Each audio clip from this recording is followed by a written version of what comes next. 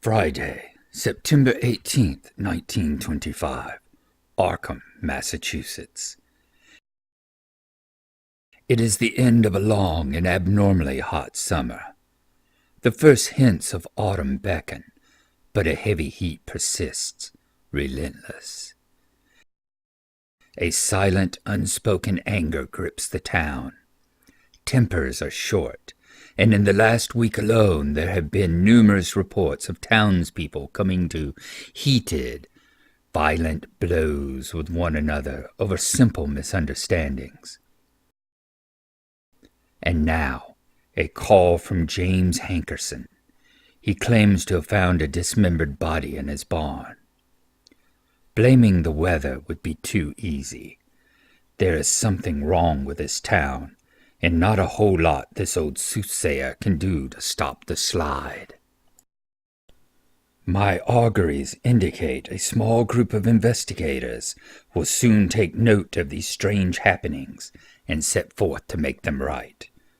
I'll be watching their progress, but I won't be holding my breath.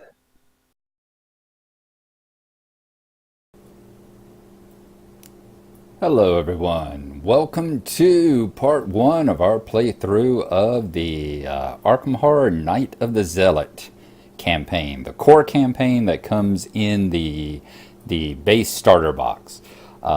Just a bit of explanation here. We played this, it was Mindfiend and I. This is Mindfiend over here. He'll be playing the part of Windy Adams, and I am over here, I'm playing the part of Roland Banks.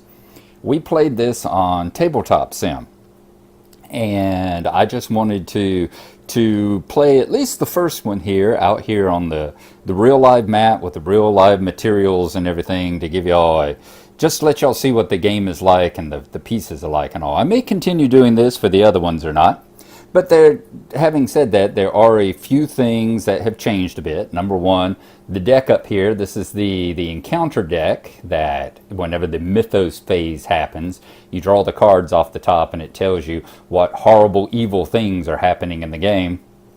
Well, it is, of course, stacked. It's stacked and arranged in the order that they came out of. We won't be showing the hands. You know, you have a hand of anywhere from 0 to 8 cards laid out here. And I won't be showing them.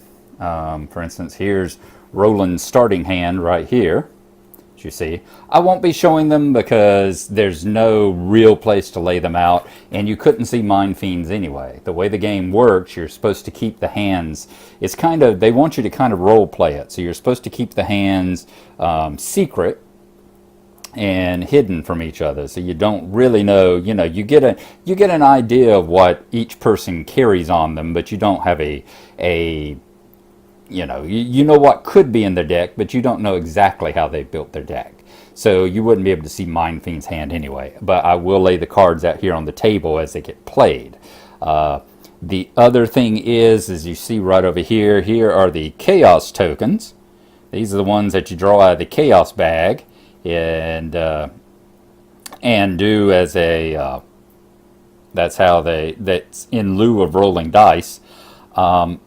There are 16 in a bag. As you see here, we do not have 16. We've just got the 11 because there are a number of duplicates, and obviously you won't see me drawing them out of a bag because let me get that out so it stops blowing out the contrast here.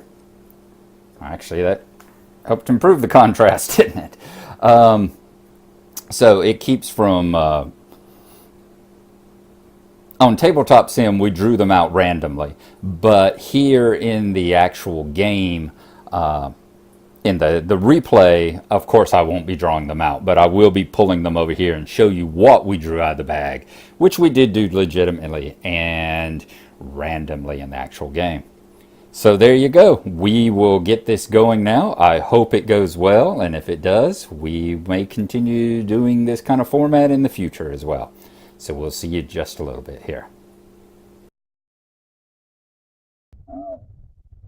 First scenario that we're playing is, it's part of the Night of the Zealot campaign.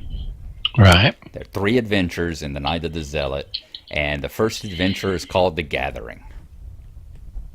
And that's what we have started here. is called The Gathering. And I will read the flavor text.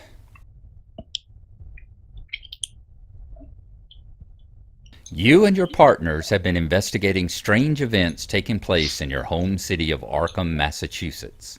Over the past few weeks, several townspeople have mysteriously gone missing. Recently, their corpses turned up in the woods, savaged and half-eaten. The police and newspapers have stated that wild animals are responsible, but you believe there's something else going on. You are gathered together at the lead investigator's home to discuss these bizarre events. All right. Half-eaten. Mm-hmm. That's my home, is it? That's But your home. I'm the homeless urchin, so Yep. that don't make sense. But it's where you've been crashing after breaking in the window. Oh, this is my what do you call it? SWAT? No. Squat house. Squat. That's the word Yep. I'm looking This for. is your squat house. Alrighty. So we go up here and we look at, up here you have the agenda deck, which is 3 cards, and the act deck, which is 3 cards. Okay. What the agenda deck here is kind of like the Doom track. Remember the Doom track that the closer you got? Yeah, that's what the agenda deck. You want to try to prevent the agenda deck from progressing. Right, But we want the act deck to progress. We want to get through this one on the right before the one on the left runs through it. Okay? Okay. Right goods, left sinister. Yes, exactly. So we got what's going on. It is late at night. You and your friend are holed up in your study researching the bloody disappearances that have been taking place in the region. A few hours into your research, you hear the sound of strange chanting coming from your parlor down the hall. At the same time, you hear dirt churning as if someone or something was digging beneath the floor. And then we read trapped. As you leap to investigate, the door to your study vanishes before your eyes, leaving only a solid wall. You're trapped inside your study until you can find another way out. Okay? Okay. Quick, to the window. And here's the study card. So this is the study card. You've been investigating the strange events occurring in Arkham for several days now. Your desk is covered in newspaper articles, police reports, and witness accounts. So we both start in the study. So we put our tokens over here. All right, and now if you want to flip the study, this one, the door to your study has vanished. All right. These are clues. Okay. That's what these tokens are. The little tentacles and magnifying glass. These are clues. And as you see, this location here has 2 clues for every investigator. That's what the little head in the fedora means. So there are 4 clues inside this study. Yes. Okay. So we are both trapped in the study. What we're trying to do is try to find clues. Now, on the left hand of everything, this right here is what they call the shroud. Okay. This is our target number. Our target number is a 2. So when we're trying to investigate for clues, we're trying to get a 2 or higher. Right. Okay? You mean we have to find 2 clues, or we have to get sort of like roll a 2 to get a clue? Yeah, we have to. If you go up here to trapped, you see Act 1A right here, trapped. Yeah. You'll see this number down here, and it's 2 per investigator. So we have to get 4 clues to advance that card. Right. To get past trapped and find out what happens, we have to get 4 clues. Okay. And fortunately, there are 4 clues in the study. What do you know about that? Right. And over here on the agenda card, you see this little number 3. It needs 3 Doom cards to flip it. Right. Okay. Okay. So the first part can go by pretty quickly. All right. So we're in the study. Wendy, you are the first person. You're the lead investigator. Yes. So we can look at the sequence, the turn sequence. Okay. We skip the mythos phase. We don't do that first. Okay. So we go straight to phase 2 straight to investigation investigator. phase. Yep. Okay. So you get to do 3 actions. Okay, let's have a look at what the actions, possible actions are. Yep, take it and look it over. Each investigator may take up to 3 actions during his or her turn. The actions that may be taken are draw a card or gain 1 resource, play an event or assess card from hand, asset card from hand. Fast cards do not cost an action to play. What's a fast card? Like when you look at your hand of cards, Yeah. every card that you have, the top left will tell you how many resources you have to play to put that card down. Okay, I'll pull this one out. I'll pull this one out from my hand here. Right, 4 of mine say asset and 1 says skill. Yeah, like my asset here. If I want to, when it's my turn and I want to play this card, I have to pay 2 resources to play it. That's an event card. Right. Okay. But down here, you see it says fast. See in the description? Yeah. It starts off with fast. That means it doesn't take an action for me to play that card. Normally, for you to activate a card, you have to play the resources and it takes one of your actions. Right. But if it's a fast card like that, it doesn't cost any actions. Okay, I haven't got any fast cards then. Okay, so all your cards that you got right now will take whatever it says in the top left. Right. We'll take an action. We'll take an Yeah. action. So that counts as playing an action. So if it says 2 in the top left, does that take 2 actions? 2 resources. 2 resources. Yeah, playing the card is 1 action. The number in the left is how many resources you have to spend. Okay. Then I can activate an ability on a card, move to a connecting location, investigate your location, fight or engage, attempt to invade. So I presume what we need to do is investigate then to begin with. Probably a very good idea, yes. So how do we investigate? To investigate, you take your intellect. See, look at the top of your card. Yeah. Your 4 stats are intellect, knowledge or lore, which is the book, fight or strength, which is the fist, and agility, which is the foot. Okay. Okay. We hadn't looked at our characters either. And since Wendy Adams is an urchin. She's a drifter. She's got 7 health and 7 sanity. Right. And if you flip it over, there's some text on the back, some flavor text. Okay. Mama used to let Wendy play with her necklace when she was small. Mama would tell her stories, and Wendy would spin the necklace and watch as it glittered. Then, word came that her father had been lost at sea, and Mama started acting strange, drawing unusual symbols in chalk all over the house. They took Mama to an asylum, and Wendy went to the orphanage.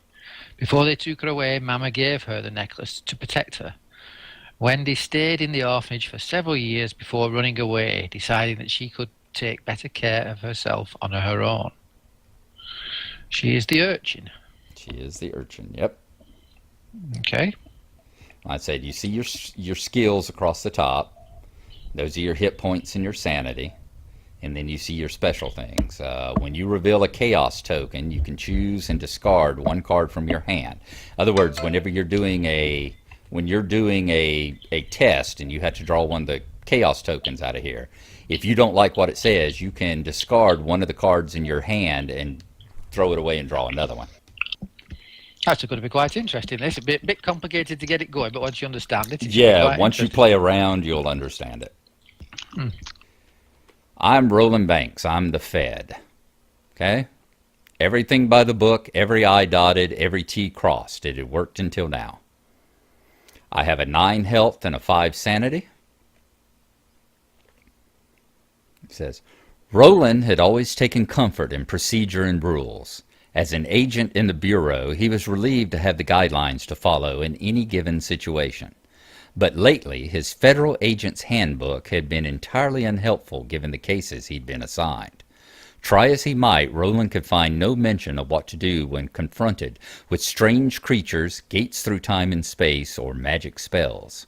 If he hadn't seen it with his own eyes, he would have never believed it, and there's no way his superiors would understand. Roland knew he would have to handle this one himself. Okay, so if I want to equip a knife, it's got Mm-hmm. one asset point. So I pay one resource, do I, to be able to equip the knife? Mm-hmm. Okay, so I'm going to equip the knife and pay one resource for it. Yep. Okay, then I'm going to investigate. Okay. So how do I investigate now then? I used the book thing, so You I've only got use a the 3 book, investigate. yes. So you're Investigation. going a 3 against a 2. Right, so it's harder than it was. Oh, good. But you Um, can also, if you got any cards that allow you to do it, you can do that as well. how do I do that? What do I have to do for that? The cards in your hand, if you want to burn any of them, discard any of them, you use the little symbol that's underneath the cost. Yeah. And But do I have I to don't have state I'm anything going? I can help you with. Do I have to state I'm going to play it before I do it? Or Before you do it, yeah. You have to do it before you do it.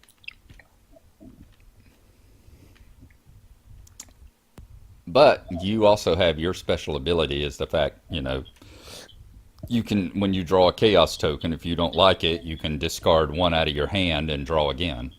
So yeah. that is your special ability. What's this other one? This one with the magic symbol or whatever. Effect equals +0. One of the tokens inside the chaos bag is an elder sign, which Right. is that symbol. Right. And anytime you draw that in this particular scenario with these characters, each one has a special effect. Like yours, the if you draw out the elder sign token, it's equal to a +0 unless you've got your amulet on, which is an automatic success. And how do I put my amulet on? You have to find it in your deck. It has to come up in your deck. Oh, right. Okay. One of the Okay. cards in one of your special cards is your amulet. Okay. And Okay. see, for mine, whenever I do it, I get a +1 for every clue on my location. If I draw that token out, so it's like if I was investigating the study right now and I drew that out, I would suddenly have a +4 to my roll. Okay. Right. I see. Yeah. All right. So I'm just going to draw out a token out of this bag now. Hmm. And I'm a 3. It's a 2. So I've got +1, have I? You got a +1 right now. Yeah, right now you've succeeded. Right. So shake it about, and I draw out a cultist. Yep. And the cultist is a -1. Right. So you got a 2 and a 2, so you succeed. I've got a 2 and a 2. Yeah, it takes your 3 to a 2,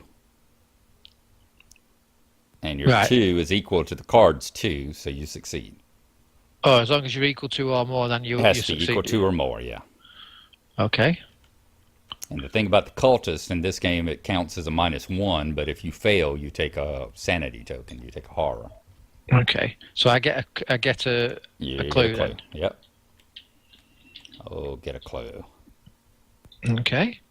And then Okay. with my third one, I'm going to try again to investigate. All right. That's okay. Is it we were doing that Yeah. right? We were. Yeah. Mm-hmm. Yeah. I get And tentacles is an automatic fail. tentacles is automatic fail, is it? Yeah, the red tentacle is an automatic fail, and there's only one in there, so Okay.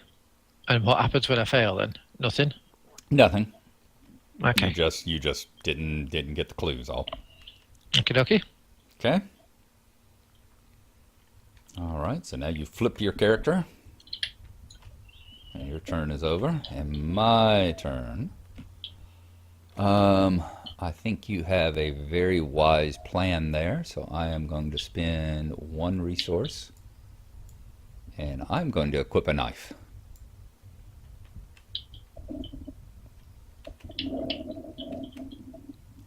I don't know if we're very smart, both of us bringing knives to a ghoul fight, but we will Mine, see. mine's a switchblade. Item, weapon, melee, illicit.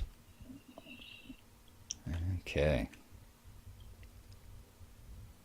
Now, I do not have any cards, I don't think, that will help me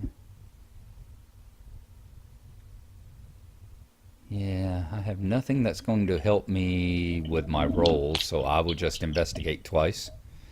And I am at a 0. Okay. Nope. My skill's a 3. Yeah, my lore skill's a 3, and I'm going against a 2. Yeah. As long as I don't get anything worse than a -1, I'm okay, or -2, I'm okay. -1, so that takes me to a 2, which is equal, so I get 1 clue. So you pass. Yep. And I will I will investigate one more time. And I got a cultist, which is a -1, so I passed again. Well done. All right. So that's the end of mine. We are at 3 clues. We are almost to the point where we can get past the study. Okay. All right. There are no monsters, so there is no monster phase. So it's the upkeep phase, is it? Yep. Reset and flip the mini cards. Yeah. We have no exhausted cards. Each investigator gets a resource and draws a card. Okay. So replenish our resource, draw a new card. What card's that? And then each Hand investigator size. checks hand size, discards cards down to 8. Well, I'm okay, yeah? Yep. Okay. So now we start the next round. Yeah, 1 doom goes on the tracker. Yep. Advance agenda if doom threshold is satisfied. That doesn't happen. Each investigator draws 1 card from the top of the encounter deck. And this is where we all die. Yay! Ancient evils. Dark forces stare against you. If you do not act quickly, a sinister plot will be fulfilled. Place 1 doom on the current agenda. This is the same one I got first time last time. Is it the only card in there? Does that? Do we need to shuffle that before we play? I shuffled it. Did you? Okay. Yep. All right. You just seem to like ancient evils, that's all. Okay. All right. I'm a sleeper agent. Crypt Chill. Revelation. Test willpower for 4. All right. What does that mean? Test it for a 4. Means that I'm using my 3 against the target of a 4, so I'm already at a -1. See, it's testing my willpower, which is the head. Okay. And I don't think I have anything that will help me. I do not. Wait. Yes, I do. I'm going to use Guts, which will give me 2 heads. So that takes my 3 in willpower to a 5. And I'm doing a 5 against its 4. So let's see what I get. Cultist, which is a -1. So it becomes a 4 against a 4, which is a pass then, is it? That's a pass, yep. If I'd failed, I had to get rid of 1 asset. And if I didn't have any assets, I'd have to take 2 damage. Right. But did that one fine. Okay. Right. Well done. So what happens to this card? Other than losing a card I didn't want to lose, it goes in discard. Okay. If this test is successful, draw 1 card. Okay, Yeah. So I get to draw a new card to replace it. Right. So investigation phase again.